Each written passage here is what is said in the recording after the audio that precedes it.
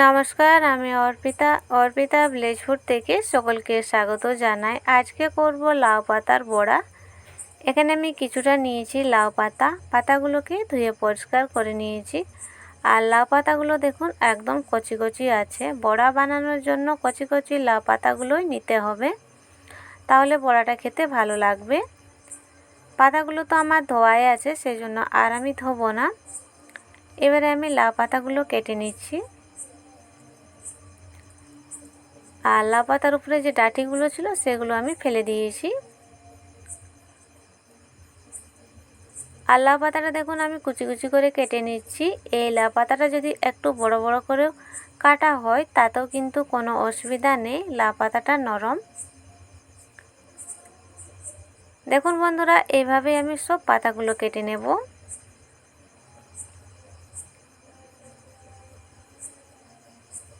আর এই বটি দিয়ে যতটা কুচি করে কাটা সম্ভব ঠিক ততটাই আমি কেটে নিচ্ছি।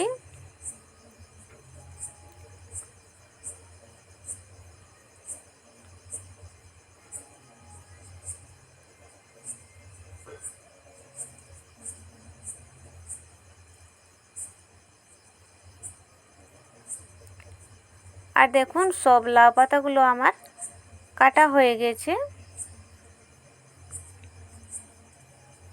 আর আজকে আমি লাউ পাতার বড়াটা নিরামিষভাবে বানাবো। আপনারা চাইলে এখানে পেঁয়াজটাও দিতে পারেন। দেখুন বন্ধুরা, এভাবে আমি পাতাগুলোকে কেটে নিয়েছি। এবারে আমি দিয়ে দেবো স্বাদ মতো নুন, দিয়ে দেবো হলুদের গুঁড়ো, আর দেব লাল লঙ্কার গুঁড়ো,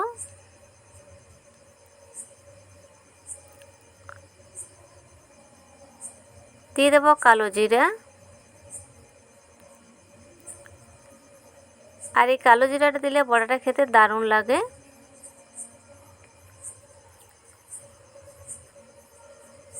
দিয়ে দিচ্ছি গরম মশলার গুঁড়ো, আর ঝালের জন্য দিচ্ছি কাঁচা লঙ্কা কুচি আর আদা কুচি।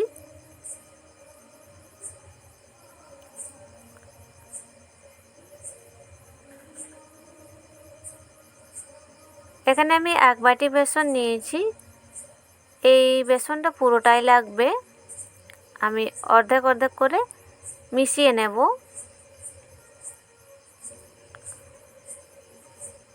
আর এটা হাত দিয়ে দেখুন মেখে নিচ্ছি, আর একটু চেপে চেপেই মেখে নিতে হবে, তাহলে শাকগুলো নরম হয়ে আসবে।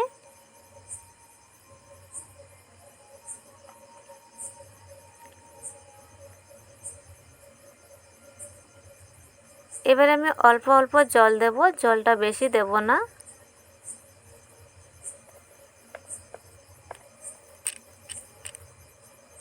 আর বাকি যে আমি বেসনটা রেখেছিলাম পুরোটা ঢেলে দিচ্ছি। আর এখানে জলের আন্দাজটা বুঝে জলটা দিতে হবে, বেশি জল দেওয়া যাবে না, না হলে পাতলা হয়ে যাবে। সেই জন্য আমি অল্প অল্প জল দিয়ে মেখে নিচ্ছি।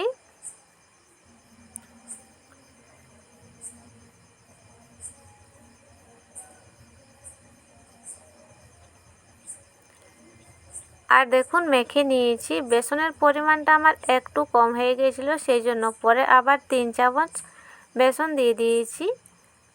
আবার ভালো করে মেখে নেব।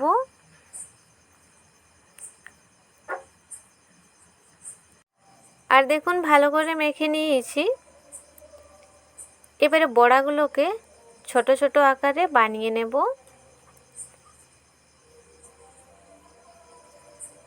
দেখুন এইভাবে বড়াগুলো বানিয়ে নিতে হবে। আমি গোল গোল আর চেপটা চেপটা করে বানিয়ে নিচ্ছি। আপনারা চাইলে লম্বা আকারও বানিয়ে নিতে পারেন। এইভাবে বানিয়ে নেব আর তেলে ভেজে নেব। বড়া ভাজার জন্য কড়াই বসিয়ে দিয়েছি, দিয়ে দিচ্ছি সরষের তেল। আমি সরষের তেলে বড়াগুলো ভেজে নিচ্ছি, আপনারা চাইলে সাদা তেলও ব্যবহার করতে পারেন। তেল গরম হয়ে গেছে, খুন্তি দিয়ে নেড়ে নিচ্ছি একটু।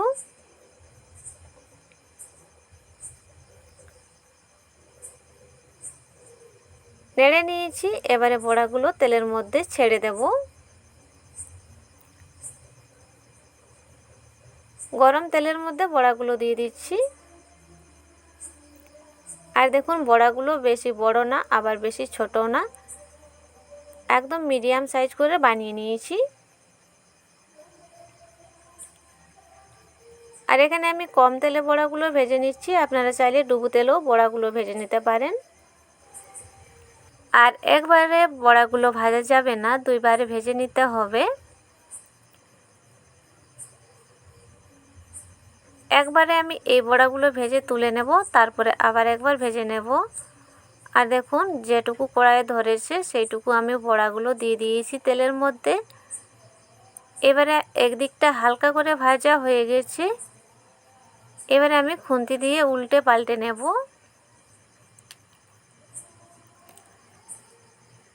বড়াগুলোকে উল্টে দিচ্ছি। আর একদিকটা বেশিক্ষণ রাখা যাবে না,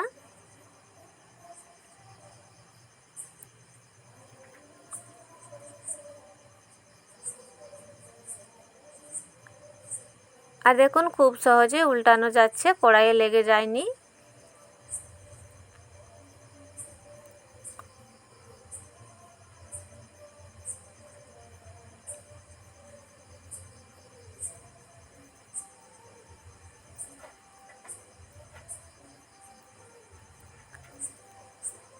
আমি উল্টে পাল্টে বড়াগুলোকে একদম মুচমুচে করে ভেজে নেব।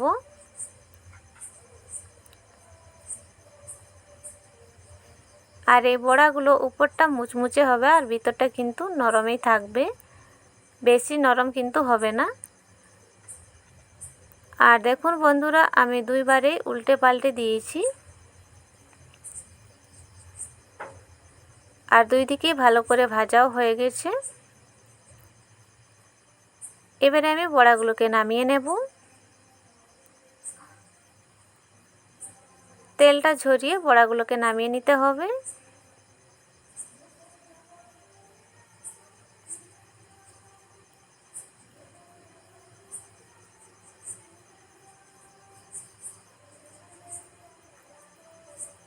একবার আমার বড়াগুলো ভাজা হয়ে গেছে, আবার একবার দিয়ে দিচ্ছি।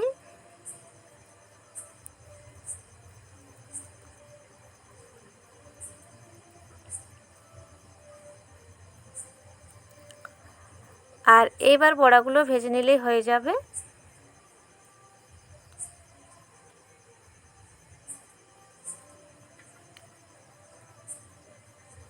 একদিকটা ভাজা হোক, তারপরে উল্টে দেব।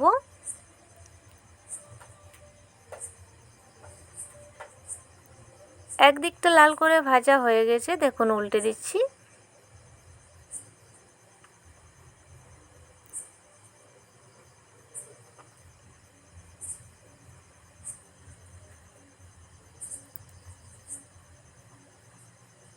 এইদিকে ভাজা হয়ে গেলে বড়াগুলোকে নামিয়ে নিতে হবে।